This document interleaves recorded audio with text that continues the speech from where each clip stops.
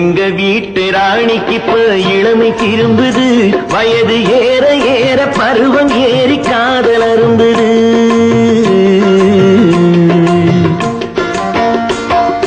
எங்க வீட்டு ராணிக்கு இப்ப இளமை திரும்புது, வயது ஏற ஏற பருவம் ஏறி காதல் அரும்புது.